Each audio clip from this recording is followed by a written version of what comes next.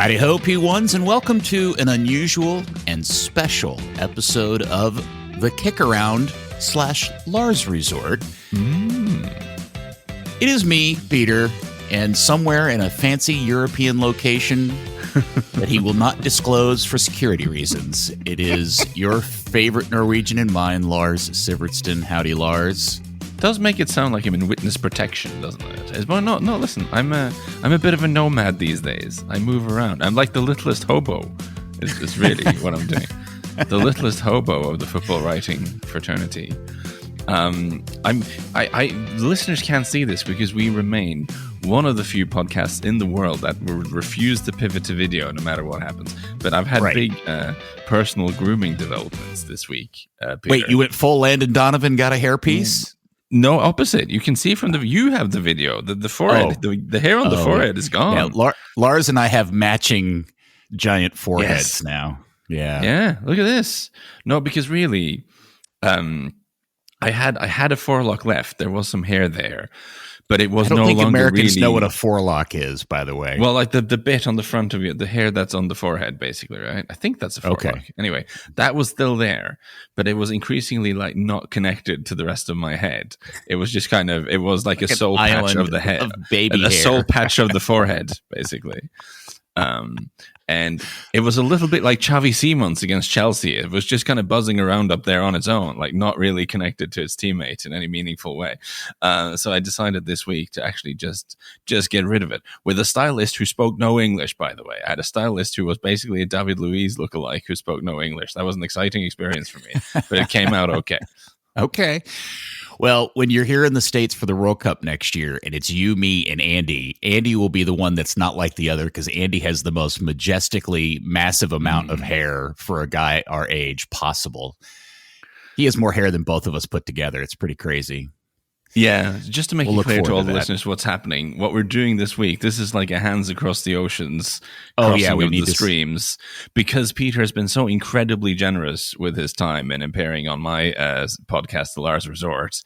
This week, it was incumbent on him to do something for his feed, the mighty KickAround. So we decided to just do one episode and put it out both sides because I think we have a lot of crossover in listenership anyway. So it's fine. Well, we probably do. The other problem going on with the KickAround here in Dallas is that the radio station, the actual live radio show is supposed to air on Saturday afternoons, has continuously been getting preempted because of other programming obligations, college football, hockey, and also our personal schedules. So Andy's been doing his CONCACAF business, as you're aware of, because Andy is a big-time match official, and other travel obligations. So I don't even know when we're going to get to do the next live KickAround radio show.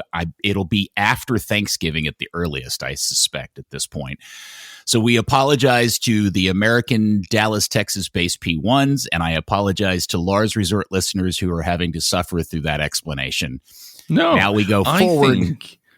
I think my listeners, our listeners on the Lars Resort, will be thrilled to learn that our friend Andy, who is referenced a lot, is in fact a match commissioner in CONCACAF. Like, I don't think they know that. The idea that friend, who we have to get on the pod at some point, Andy, great guy. But one of the things he does is to travel around and make sure qualifiers and national team games take place the way they should in various countries in the Caribbean and in Latin America, which seems like the most fun thing ever. Also very chaotic and stressful, obviously, but also a lot of fun. Yeah. Lars Resort listeners need to meet Andy. He's trilingual. He grew up in Brazil. He has the most weird lineage. He's half Canadian, half Chilean. It's a very weird mix. So, yes, and he has a very interesting job profile as a CONCACAF match official. So we'll have him on and let him tell that story someday. It's pretty awesome. Let's do an Andy Swift special. That'd be cool. I'd love that. He would love that so much. Boy, that would just rub him in all the right ways. All right, cool. It's settled then. I'll get a hold of him at some point. How are you this week, Peter? I'm good. Yeah, I'm all right. It's been, the weather finally has turned into an actual our little week-long spell of fall here in the Dallas area. So I've been enjoying that quite a bit. And other than that, just raring to go as we chug along towards the World Cup. Yeah, I made my triumphant return to hobby golf at the weekend after 2.5 months golf off. talk. Keep it very short. Like I hadn't swung a club for 2.5 months, and as a fundamentally unathletic person, that is I need to I need to practice to be. I played okay. I played okay at the weekend. I won my matches. I played in like a match play tournament.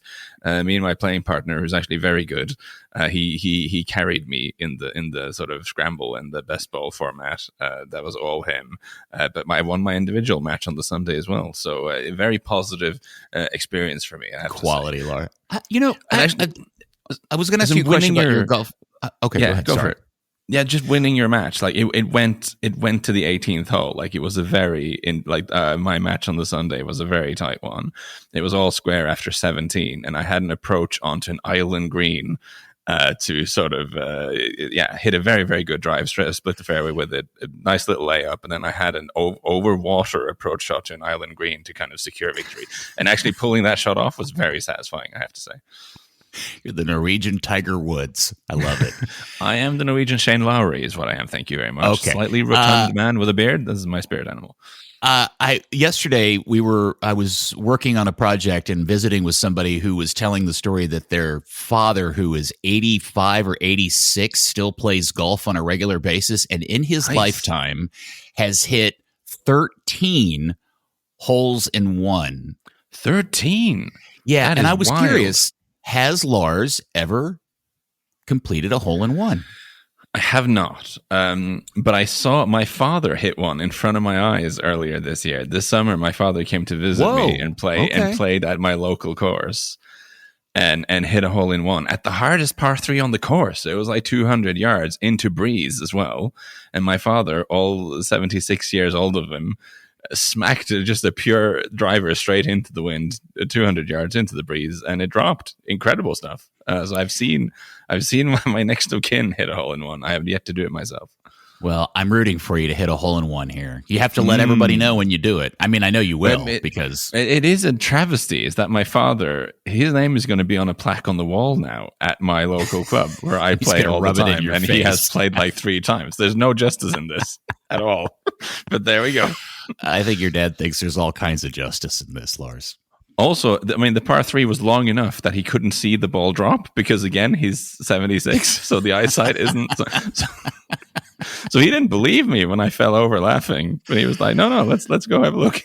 All right, well, okay, that's enough preamble, chit chat. Since this is podcast, not radio form, we're not beholden to the time, really. Yeah. We are coming out of a week of European Champion League stuff. Did you watch all the Champions Leagues? I know we weren't going to talk a lot. I just want to see if you just take your Champions League temperature so far. Yeah, no, I did watch more Champions League. I watched pretty much all the Champions League this week because I did podcasts about it on both on Wednesday and on Thursday. I watched, so I was on podcasts, so I watched quite a bit. And I thought it was fun. I mean, obviously, Club Brugge versus Barcelona was incredibly fun. It was but really weird because it's odd seeing this Barcelona team. So I wasn't on Wednesday. I was doing the simulcast thing when you get the highlights from wherever stuff is going down. They'll cut to that game, right? And that was a ludicrous way to watch Club Brugge Barcelona because, of course, every time they went to that game, either Barcelona were putting like a good attack together, or Club Brugge were countering, and in the exact same way every time. It was like a big ball out to the left to Carlos Forbes, who just had a fucking ton of, who had a bunch of space. Okay. Damn it. I was going to hope not to edit this. Who had a bunch of space to run into. And it's like every time. It was the same every time. And Barcelona did nothing to fix it. It was really, really strange.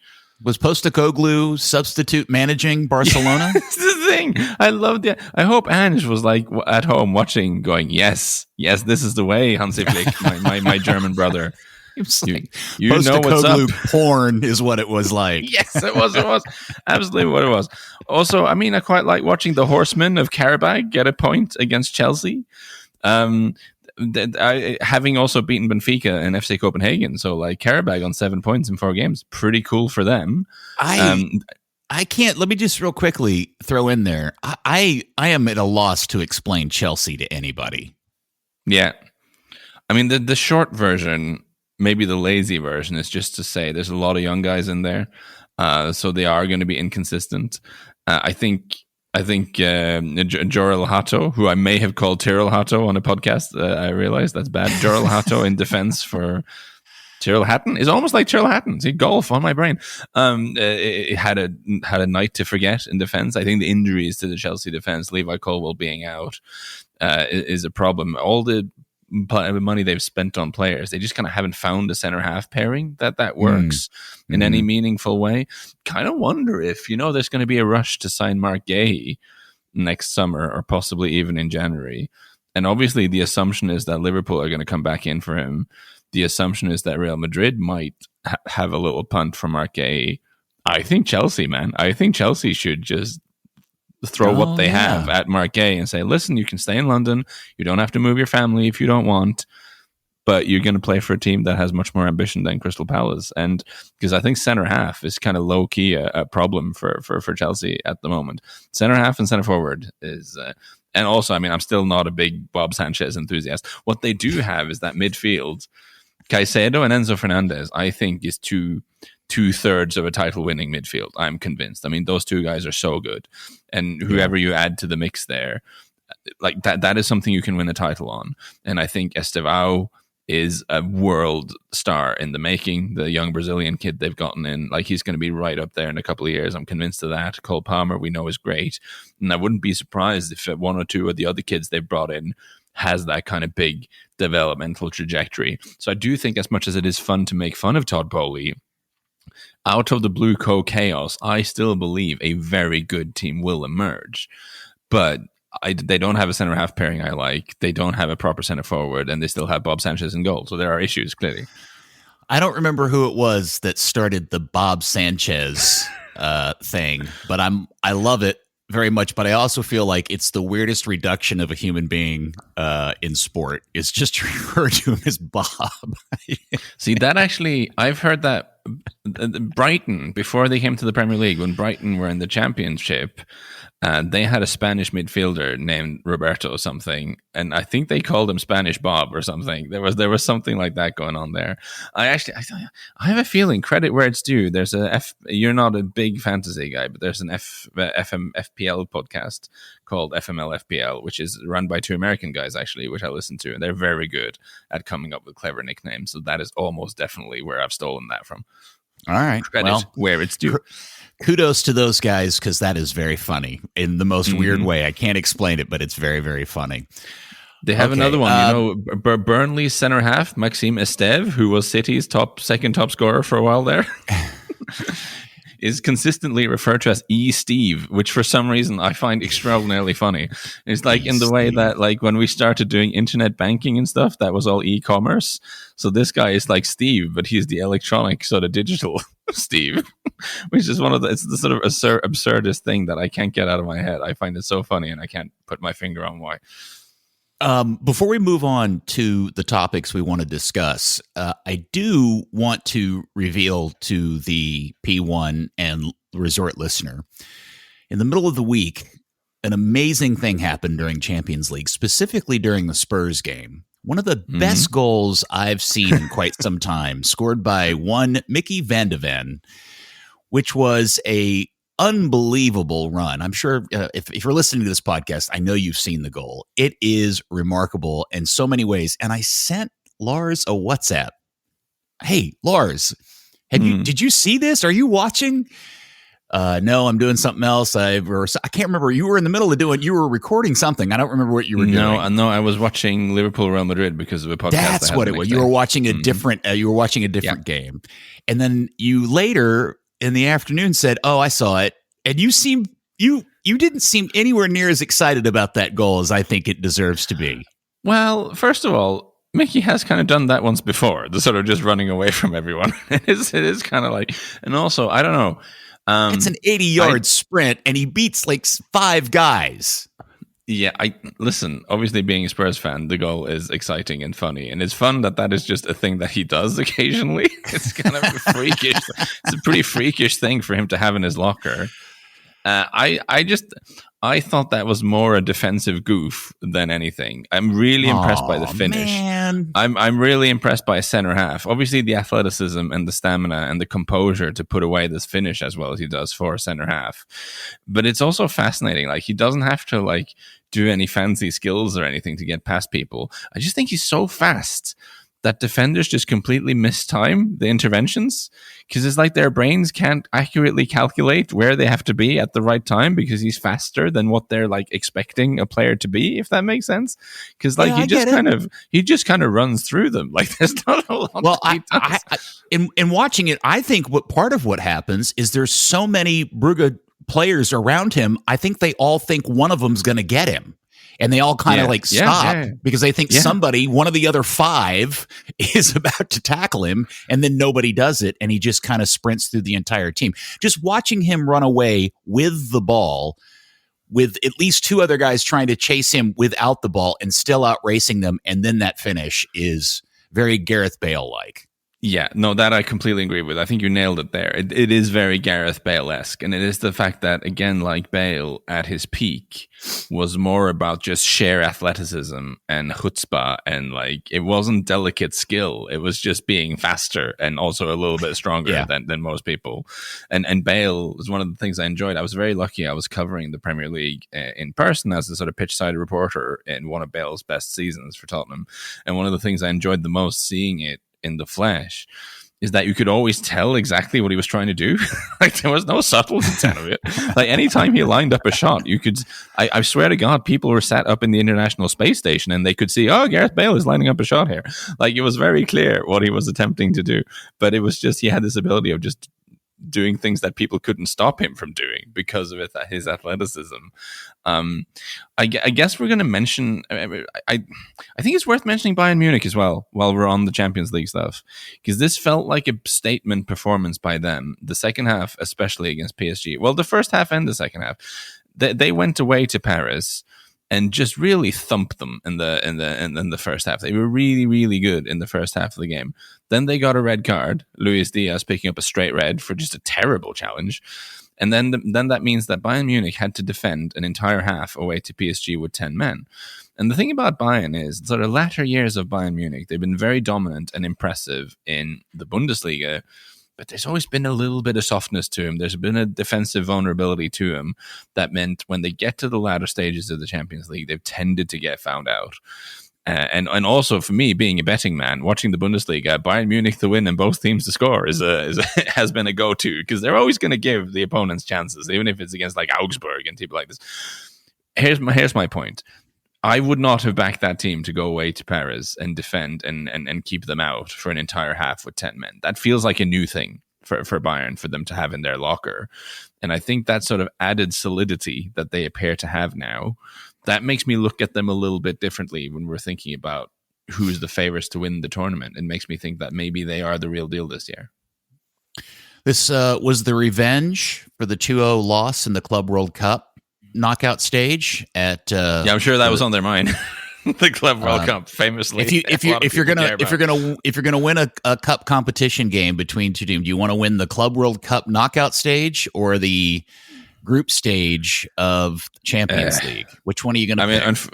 Unfortunately, that is a good point, because you're right. The group stage is kind of you can afford to lose that and it doesn't matter. And I'm sure they would have wanted to win the Club World Cup. So, but I'm still going to reserve the right to be sarky and snarky about the Club World Cup indefinitely.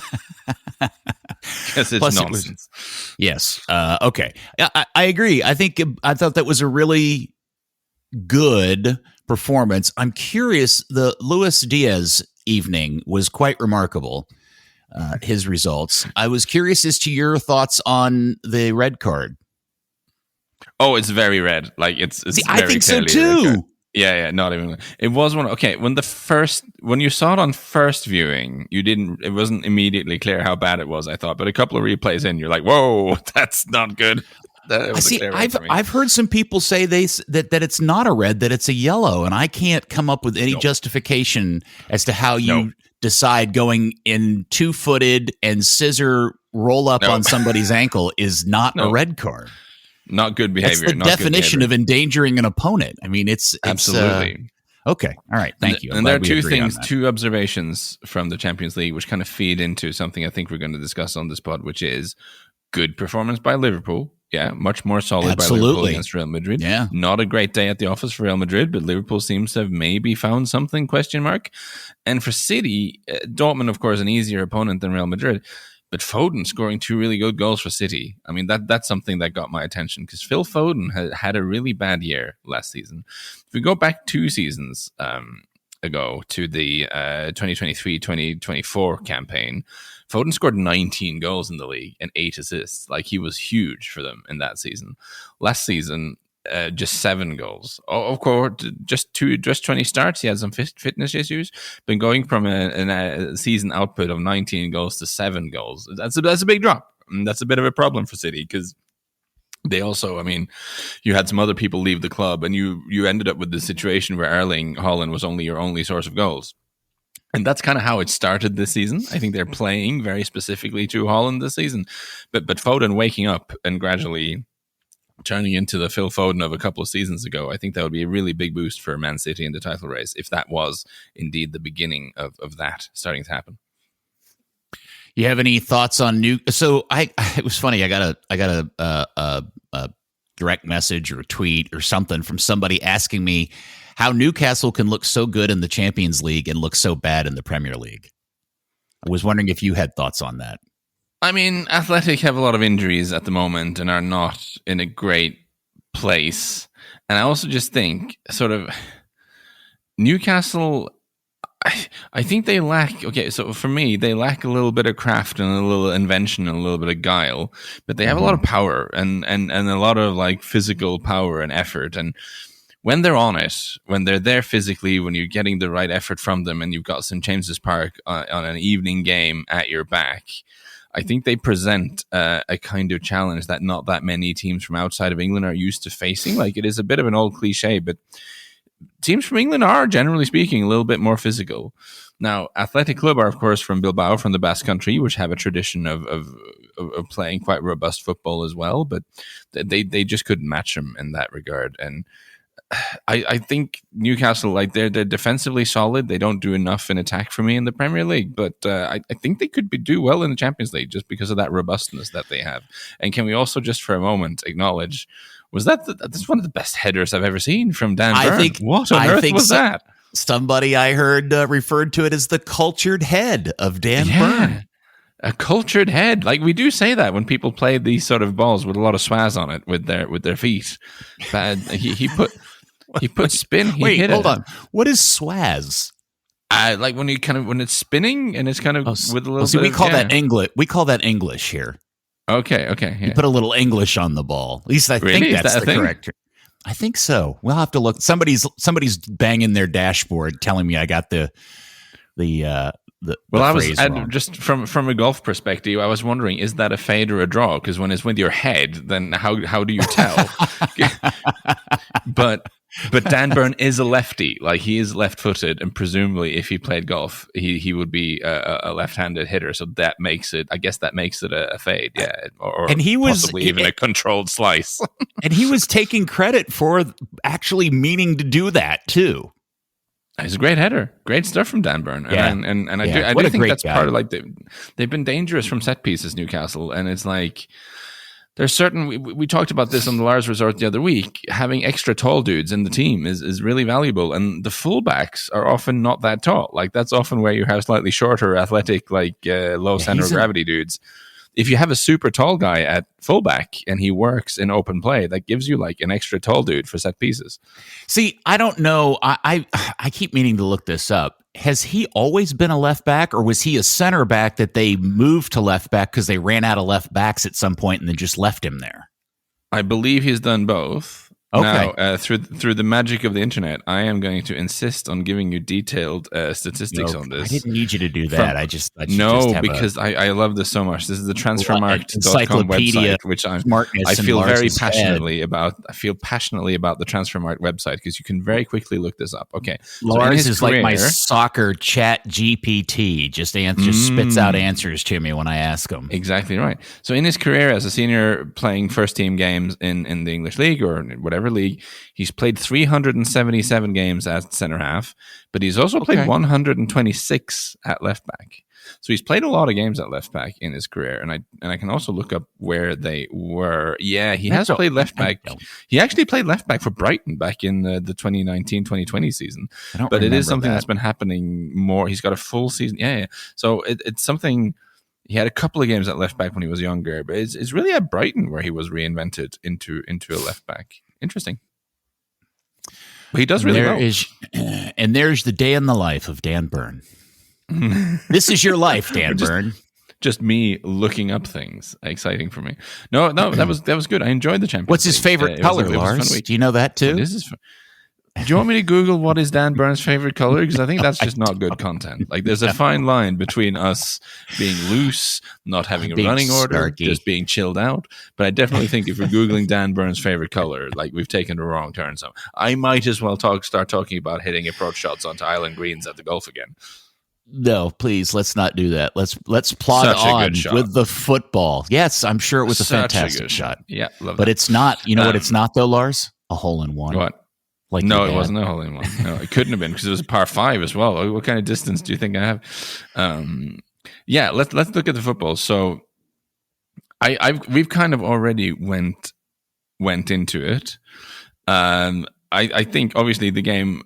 A lot of people will be listening to this when the Saturday games have already taken place, but hopefully not. People will listen to this before Man City Liverpool on Sunday. I think that's a semi-realistic ambition and expectation of ours.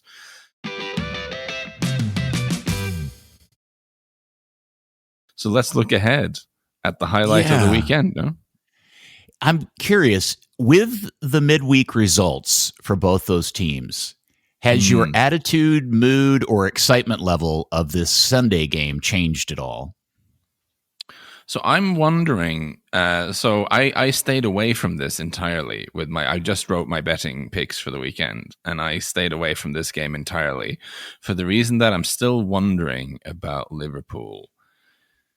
Having had this chat that we had on the Lars Resort last week on whether they're in crisis, all this sort of stuff, maybe the fix was simple. Maybe the fix was just getting their dudes back in midfield. Because against Brentford, they went away to Brentford with a midfield of Szoboszlai, Curtis Jones, and Florian Wirtz as their central trio.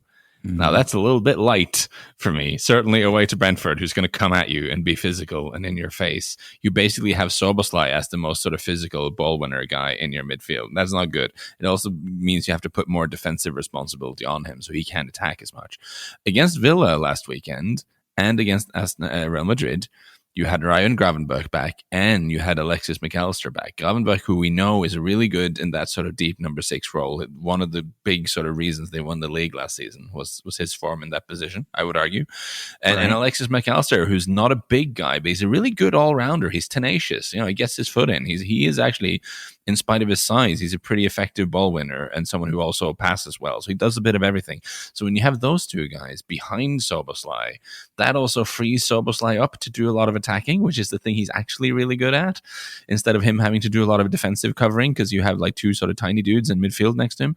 So I just think that balance is so much better. And maybe we were kind of missing the forest for all the trees, or whichever one it is, when we were talking about the Liverpool crisis. And that the simple answer is they just need to get their dudes back. And when they have this trio in midfield, everything makes a lot more sense. Is that possible? Yeah, I'm curious. This has always been the big question about going into this year, is how he's going to put everybody. And I think the complicating factor has been, how is he best going to use Wirtz? Yeah. And I thought in this game, we started to see a little bit of that. But this is always going to come at the expense of a player, whether that be Gakpo or one of the two strikers that they purchased or something. If you're determined to make your $100 billion signing work, you're going to have to probably end up putting him in his best position. And are we in agreement that he tends to work better off of the left from to some degree? I think his ideal position is playing as a 10 with the team mostly built around him. I'm just not sure that's possible in the Premier League, because I think that if you're going to play Florian Wirtz as part of your sort of central trio in the Premier League, the other two needs to be like Declan Rice and Moise Caicedo or something. They need to be like the most hard running, ball winning dudes who can cover like all the ground, because you're not doing that much of that.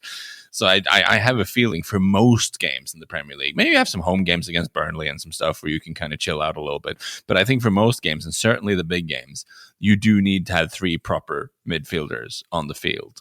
So that trio that they've played now against Villa and Real Madrid, I'm expecting that, fitness allowing, to be the trio against Man City. And you're right, that leaves the left wing as the place for Wirtz, because Salah is still going to be on the right wing as long as he can walk, right? You're not really going to drop, I think, Salah for a big game. Now, that's harsh on Cody Gakpo, who's actually been quite good. It's really unfair on him, because I feel like out of the Liverpool attack, Gakpo has kind of been better than expected and done his, he's been fine. There's been nothing wrong with Cody Gakpo. He's got, but I just think that's where Wirtz has to go, because it's kind of foolish to not give him minutes to get used to the Premier League and to get used to his teammates and find his place in this team. He's so good. You've invested a lot of money into him. And I think that left wing slot is the only place it makes sense to put him, really. Yeah, so that midfield trio versus. So does Pep stick with Foden in the middle with Reinders and Nico, or does he put Shirky back in there like he did in the last Premier League game? Against that Liverpool defense, that's I mean, I think you're this, both of those are pretty dangerous. Although that's an interesting question. I don't know how I feel about this one. No, it's an interesting choice. And it's the thing when the teams come out on Sunday afternoon or early morning, I guess, over there with you guys. Definitely one of the things you're looking at is what position, how does that midfield, how is that compiled? I think Nico Gonzalez now playing 3 games for City, he played against Swansea in the League Cup, okay, but he played 90 against Bournemouth and 90 against Borussia Dortmund. If it's going to take a little longer for Rodri to get up to anywhere close to full speed and be able to play games, it's going to have to be Nico in that role, because we've seen when he tries to play Reinders as the holding player, that doesn't work. Like, that's not what Reinders does. He's not good at that. Right. So Nico's going to have to be the one. So I expect it'll be Nico in the deeper role. And whether it's then Foden and Reinders, or maybe Bernardo Silva comes in. I mean, maybe you want Bilva for a big game like this against Liverpool, and then you can have Doku in one flank. You could put Cherki on one flank. You can put Savinho on one flank. Maybe you start Foden in the middle and put Bernardo Silva out on one flank. That's also a thing you can do. But it's definitely, I think it would be such a big thing for City and their title challenge if Foden really does find something and get back to where he should be. So I would be tempted, just building on the confidence of those 2 really good goals against Dortmund, to put him straight back out there and see what he can do, because you really want him to do that more regularly. I didn't know this until I was just while you were talking about that, and I was absorbing all that good content. When's the last time? Do you know the last time City beat Liverpool in the league? I don't know. It was 2023, April 1st, 2023, Ooh, the wow. 4-1 win at City. They've then drew the next 2, and Liverpool has won the last 2. Yeah, I do know that Erling's recent history versus Liverpool is not amazing. He hasn't been banging in a ton of goals against them, though of course that has been against very good Liverpool teams. Sorry, against Liverpool. This is a Liverpool team that might be good again? Question mark. We're not quite sure. So, question. With some of the we've joked and commented on the fact that Pep seems to be more open to the concept of playing early and behind, and we hearken back to not too long ago when Arne Slot was complaining about the fact that teams were playing very direct and finding that as a useful tool against them. Will Pep go full Ruben Amorim and just start going long ball against Liverpool? I mean, I know there's. I hope he does. Yeah, I hope he does. And this is the thing that annoyed me, because I had my first. So last weekend, I had my first sort of weekend in the red with my betting picks for oddspot.com after making my triumphant comeback to the world of betting content. Had 2 great weekends, and then we had. I do 3 picks every weekend, and I had 2 misses and 1 that went in. So my negative result altogether at the weekend. And one of the things that didn't come off for me was I had both teams to score and over 2.5 goals in Liverpool Villa. And I was so annoyed with Unai Emery because here we've had Arne Slot telling all and sundry what his team isn't able to defend against, which is like direct high balls. He doesn't like it. And Unai Emery rocks up at Anfield and does like the slow possession build-up thing, which is like, what are we doing here? He's the keys under the mat. Yeah, he's showing you what to do. Why are you not doing it? So that drove me a little crazy. And also, but I would love to. I mean, it's been working for them, sitting a little deeper and hitting the ball a little earlier up to Erling Haaland. Has there's I got to find this clip. So about 5 years ago, I think it was, the Norwegian national team had played Romania. And of course, they were younger then, but Erling Haaland and Martin Ødegaard were just, starting to really breaking out and becoming big stars and working on finding their tone for the national team. And they'd scored one of those goals where Ødegaard played an early ball in behind to Erling Haaland. And Haaland was still in this sort of area where he didn't like talking to the media. He was quite hostile to the press. But he basically party crashed or gate crashed Martin Ødegaard's post-game interview. Martin Ødegaard was doing the post-game interview, and Erling Haaland, who doesn't like talking to the press, inserted himself into the interview. He came up behind him and sort of put an arm on his shoulder and said something about how Martin Ødegaard had finally come to his senses and played the ball to me. It was very good-natured, but it was also a little bit pointed. It was like, Martin, stop it with these little 1-2s and just play it in behind to me, man. Like, honestly, just do it. And it's funny how, like, 5 years on, it feels like finally City are doing that after a couple of seasons where, okay, he scored a ton of goals from them and he's very good at being in the right spot for these little cutbacks that City are good at working. And he's made it work because he's an incredible finisher. But this feels like the first season when they're really playing to his strengths in a more conscious way. Now, I have a theory. I wanted to bring this up. My sort of big brain theory, which I've completely pulled out of my ass, like I've got nothing to back this up with. I think Guardiola is considering leaving at the end of the season, and and that's a little bit just for the vibe I've gotten reading some of that, just from his language and that interview he did in the summer. And it seems like a guy who's not planning on being there for 5 more years. Put it that way.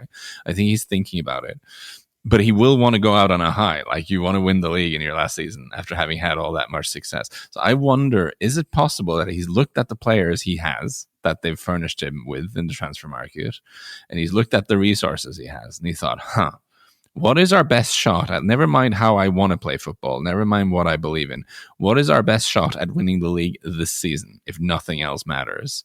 It is probably just playing it long to Haaland. Like, it is probably looking at, listen, I have the best goal scorer of our generation in my team.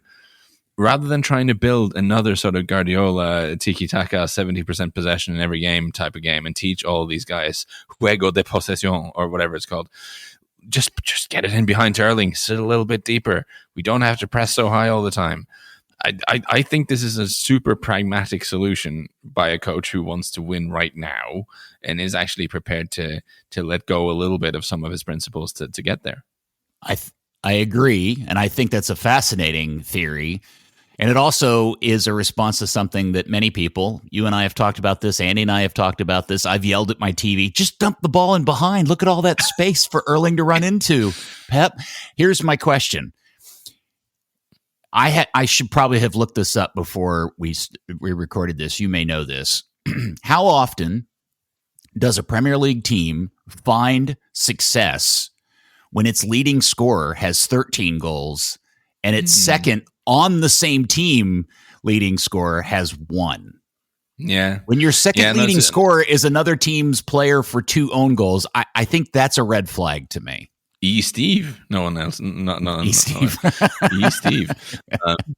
The E is lowercase, and then the S is capital of case. Of course, yes, Steve. Yes, very.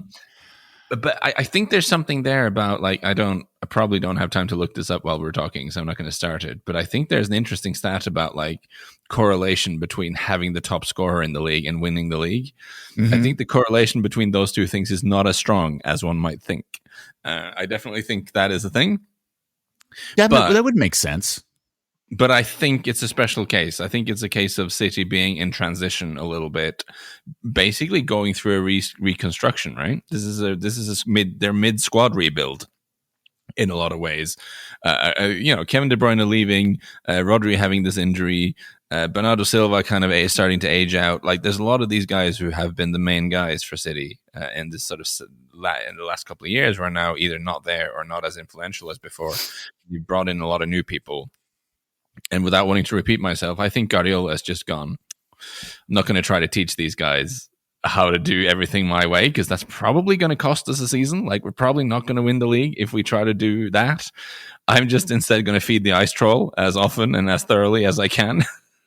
And that might win them the league. I mean, I agree. I'm just concerned that the disparity between he's literally scored almost every goal for the team this year. Yeah. And that to me, I think is a problem. But I think they also set up, like, most of the game is now focused on setting up chances for him. Like, they are really, like, playing for him in a more comprehensive way than I think they ever have. So that's by design. Stuff I think it is a little bit by design. But then, of course, yeah, if Phil Foden certainly finds some form again, then he's going to score a few nice goals like he did at the weekend. I feel like Jeremy Doku should start adding some goals at some point to his output, because he gets into so many good positions. Savinho remains a little bit of a mystery. Like, there are guys there. I know we're going to have Shirky coming back from injury. I mean, that was a nice goal from him in the midweek as well. Very excited about him playing more regularly, because he's one of the most, like, watchable players around. So there are guys who can do it, but my point is that it seems to me that they're playing more specifically to him than they ever have before, really. So, because you are my friend that's really into the betting and the odds and all that stuff, have you have you made a prediction for this one? No, I stayed well clear of this game because I'm just not sure where we are with Liverpool. I'm not sure it is possible, like I started off saying, it's possible to say that it was just getting those two midfielders back and suddenly the world makes sense again. Maybe that was the easy fix after all that crisis talk, but I want to see one or two more games before I sort of, make a call on that. Because I'm brave. It's a good sort of betting advice. If you don't quite understand what's going on with the team, if you can't really make sense of it, don't bet that team one way or the other. Just stay clear. Just step back, give it a few weeks and see where you are. All right. I'm not going to bet, but because I am either brave or stupid, I will make a prediction. I have a weird sensation that City will win this 2-1. Okay. I will say, if I was... My first thought was, I don't fully trust this Liverpool revival just yet. And I think Erling is playing so well now. And I think City sitting back can lure Liverpool into their trap and kind of sucker punch them with Erling on the counter. I don't hate that hypothesis. If a gun to my head, if I have to put down something on this game, that probably would be the direction I would go in. Okay. It'll be fun. I'm looking forward to it. Yeah. It should be a fantastic game. Yeah, no, it should be a lot of fun. Like a couple of other things we should touch on. I don't think we should do a lot of match preview stuff because I don't know when you guys are listening to this, but there've been a few things. I mean, we plunked the crisis pillow straight down into the lap of West Ham in our last episode on the Lars Resort. We were very clear that West Ham are the biggest crisis team in the league, and they promptly beat Newcastle 3-1. Big win at the London Stadium. Yeah, that was a very unexpected. Yeah, no, absolutely didn't see that. I mean, Newcastle have been a little bit trashy away from home this season, so there's that. But yeah, it doesn't fully explain it.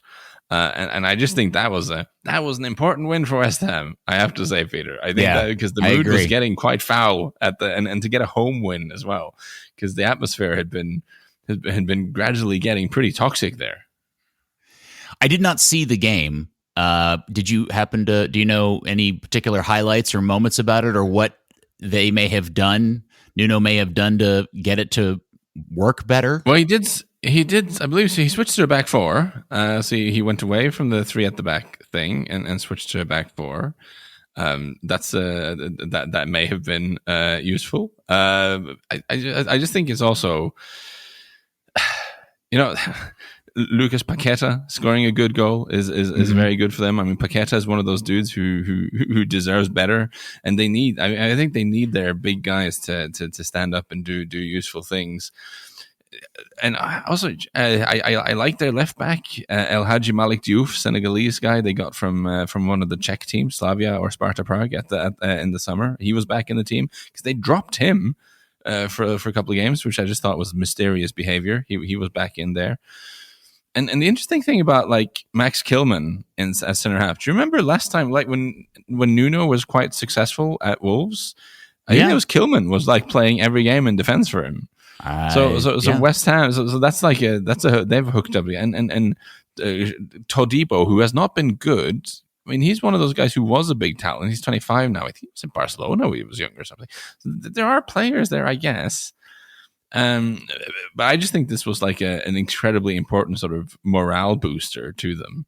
And one of the things I've sort of low key enjoyed is reading Jacob Steinberg of the Guardian's newspapers match reports because he's a West Ham fan, but he also covers the team, and he's quite sort of he's not one who's prone to hyperbole. Jacob, he's quite like an understated guy, and just sort of watching him try to describe how bad the team is in a sort of slightly understated but honest way has been quite entertaining. So yeah, I'd recommend that. Yes. So I think it's a good sign that they have that they won the game. I don't know. I think just because we're not completed through another week yet, they still hold the crisis pillow, although they may not be ultimately the continued holders of the crisis. We'll have to see how they go this weekend. How about that? Yeah. How do you think they'll go this weekend?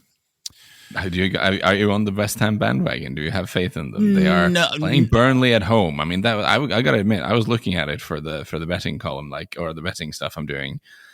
I was a little bit West Ham curious this game, but I feel like maybe that's too much of a turnaround too quickly. Well, here's the thing. So, excuse me, they've got Burnley at home, but then they've got Bournemouth away, and then they've got Liverpool at home, and then United away. I mean, they've got a really tough run coming up. So if Nuno is going to collect points, this would be a rather important weekend to do that, because they've got a really rough run coming up into the holiday fixture crunch. I mean, set the holiday crunch aside, the stuff leading up to that is a pretty rough run for Ham. Yeah, no, absolutely concur. All right, so, now another team that was in the sort of crisis club discussion, but we kind of left it alone. Was it because we thought they just sacked the manager? Had they sacked him at this point? I mean, Vitor Pereira is gone from Wolves, who are bottom. No, they had not. I think the last time we talked, they had not yet fired him. Yeah, but we were expecting that to happen, I guess. Yeah, they're probably the most. Maybe the most expected to have it, but are currently probably the most deserving of it, for sure. Can I just flag up? Okay, so Wolves, bottom of the league with no points. They've sacked the head coach. I think they've sacked the sporting director as well, because they were so on the Pereira train this summer that they like brought in one of his friends to be the sporting director. So they I never feel like that's a great sign when you bring in a sporting director who's like the head coach's dude. Okay, you got to have a lot of faith in the head coach for that to be a good move. And then they handed Pereira a new contract, and then not a couple of months down the line, they fired them all. Now, interestingly enough, Wolves, yes, they are bottom of the table with no points, but they're actually they're actually something like 15th on the XG table or something. Like, they're not the worst team in the league by that metric. And I wonder if it's a case of like, I mean, actually defensively, their XG against is sort of solidly mid-table. Like, defensively, they're not absolutely horrible. But I wonder if it's one of those where in football, I find that adversity begets adversity. Like, losing games causes you to lose more games because everyone gets sad and depressed, and the fans get annoyed and angry, and the media are at you. And it's just sort of, it becomes difficult to tell the guys, if you keep doing what you're doing, things will probably improve.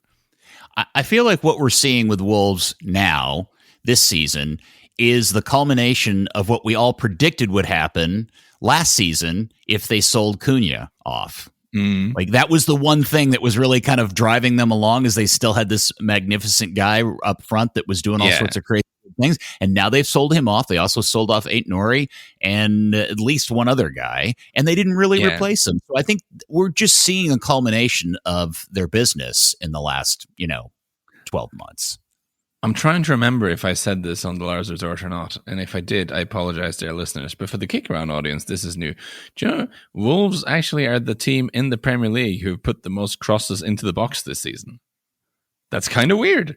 That is kind of weird. Yes. Yeah, but by a distance. Yeah, is that because 48 crosses? Is your Norwegian counterpart that plays up front for them, is he unusually tall, statuesque? Yeah, he is kind of a big guy. Yeah, no, it's very unfortunate for him because he's a tall Norwegian striker who's around at the same time as Erling Haaland and Alex Sørloth. So in terms of getting his spot on the national team, it's not ideal for him. Wait, are you? But I do think the idea is to. Wait, are you related to Lars Strand Larsen? Lars Siv? No. I don't know how your naming convention works. My first name. My last name is Sivertsen. Right. Okay. And I'm not, as far as I'm aware, related to any professional footballers. Though, my father played a couple of games for my hometown club of Bryne, who are in the Norwegian top division now, and is also Erling Haaland's hometown team. Now, I believe he only played a few preseason friendlies or something. I don't think he has like actual proper games for them, but he has a couple of games for a team that is now in the elite division in Norway, at least for the time being. Okay. All right. It doesn't feel good for Wolves. Let me just put it that way. No, it doesn't. Keep putting those crosses in, Wolves, and we'll see what happens. And this is also the culmination of Lars finally not nominating them for relegation at the beginning of the season for the first time. Yeah, I just in all the years I've known you.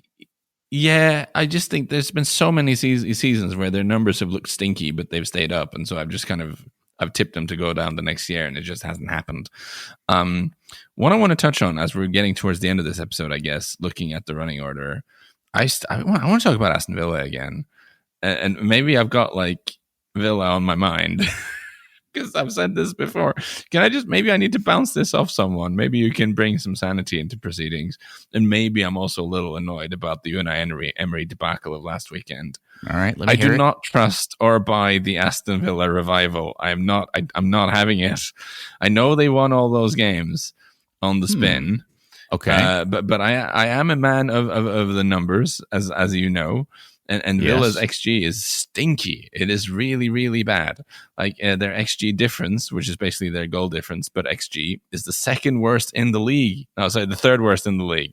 West Ham are the second worst. West Ham and Burnley have got the worst XG numbers in the league, which should be a surprise to absolutely no one. But Aston Villa are third from bottom in that regard. And actually, yes, only Burnley has created less than Villa have so far this season on the XG. Ollie Watkins is just nowhere to be seen. Like he's just dropped off the face of the planet, which is a big problem when he's their only like proper striker up front. They've not been able to recruit proper competition for him. My hypothesis is, yes, I know they've won quite a few games recently. I think Villa are bad. I think they're stinky. This is why this particular game this weekend against Bournemouth is of high interest, because this is a very good measuring stick for where they're at. What's weird is that after that, they go 2 leads, then they have Young Boys in the Europa League, and then they have Wolves. So they've got a pretty soft landing pad after the Bournemouth game. But, man, we're really going to have a much better sense as to how good they're, because we all agree Bournemouth is legit good, right? You and I are in agreement on that? Yeah, I was very, very tempted to just bet Bournemouth in some kind of capacity in this game for my picks this weekend. The only reason I didn't is because of this principle again. If a team is doing stuff I don't understand, I try to stay clear of it. And I don't quite understand why Villa have been winning games. And I've already been burned by it, so I just stayed well clear. But I think Bournemouth will get something there. Unai Emery said something after the Liverpool game, which I thought made no sense at all.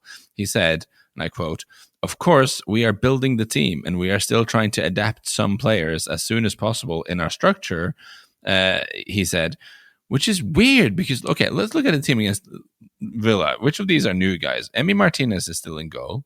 Matty Cash at right back has been there for ages. Konsa has been there for ages. Pau Torres has been there for a while. Luka Dini has been there for a while. They have Amadou Onana in midfield, who's been there for a while. Kamara has been there for a while. McGinn has been there since birth, I think.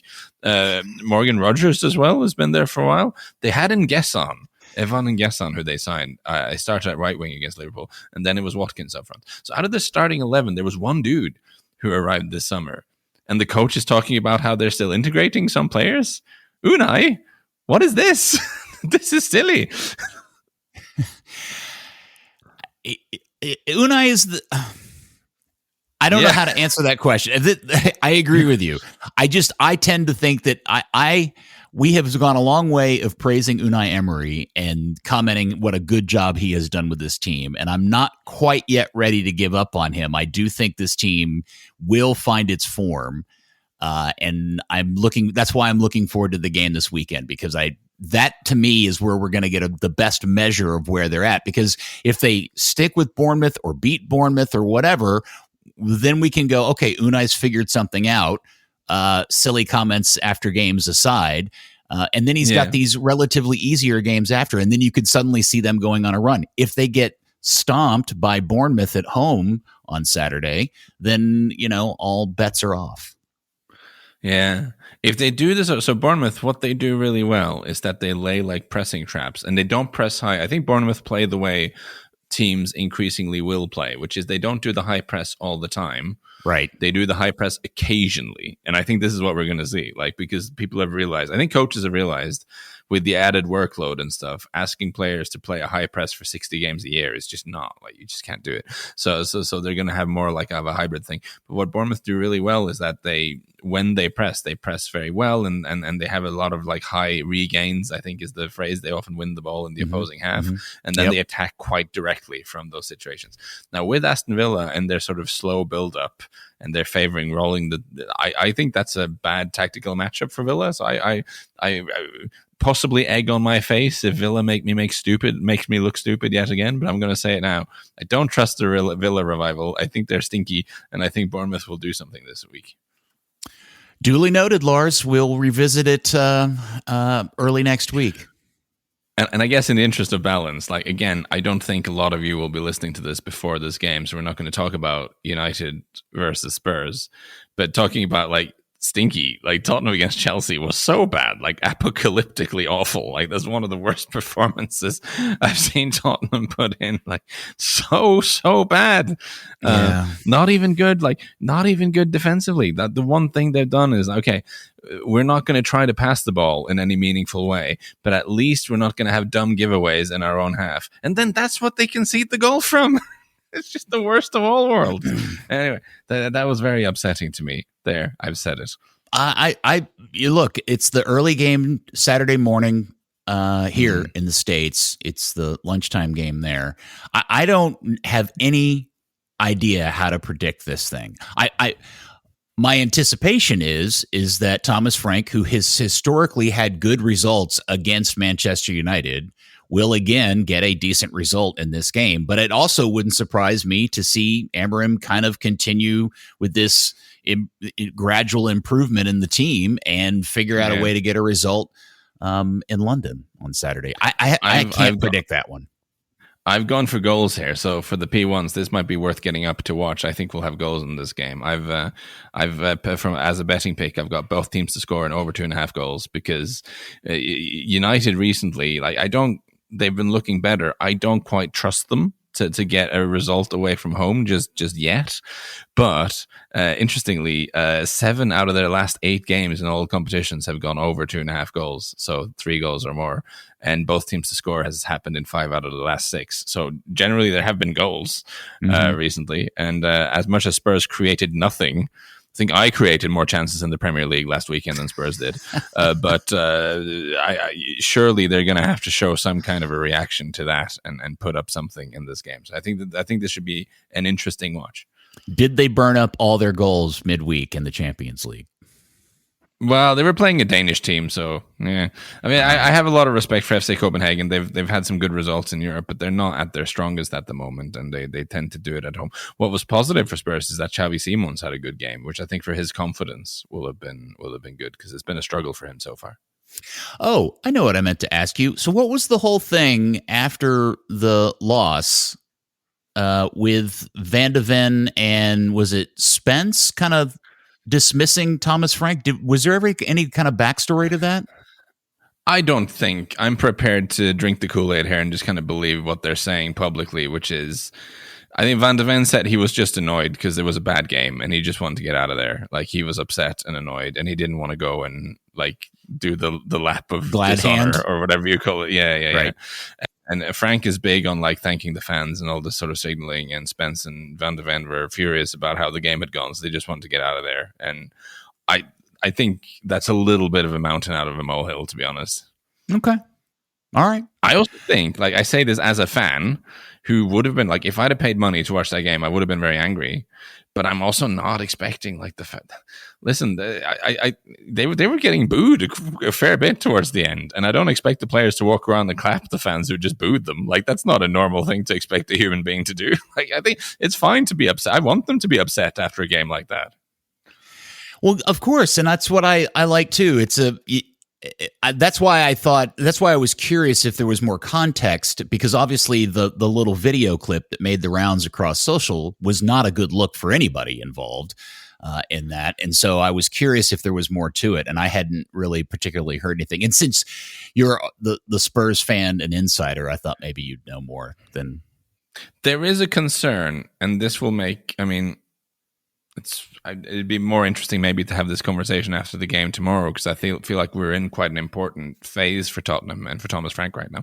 When he first came in, there was one comment, I forget which one of the players it was, but one of them said that they were happy to have a coach who like respected the concept of defending or something. That was pretty harsh against Ange, but they liked having a coach who valued defending again.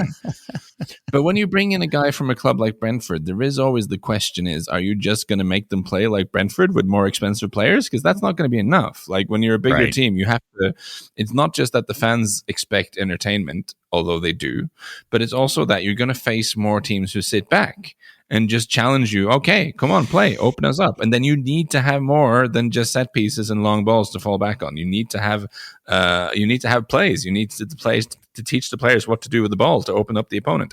And that's the thing we don't know yet if Thomas Frank is able to do. And his counter argument will always be, I was working on a small budget at Brentford. I had to make the most of what I had. And that's fine. I accept that. But that is the risk of hiring a guy from that kind of job, is that you don't know if he can transition and work in a slightly different way.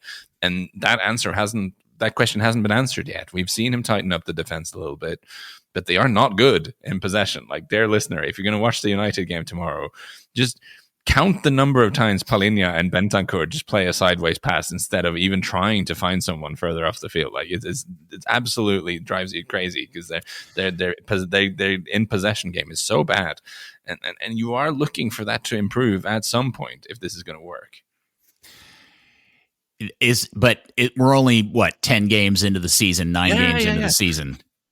It's a work in progress. With the defense was that's what I think, but you want to see some of the progress, and the game against Chelsea was definitely a huge step in the wrong direction. Like, that was a disaster.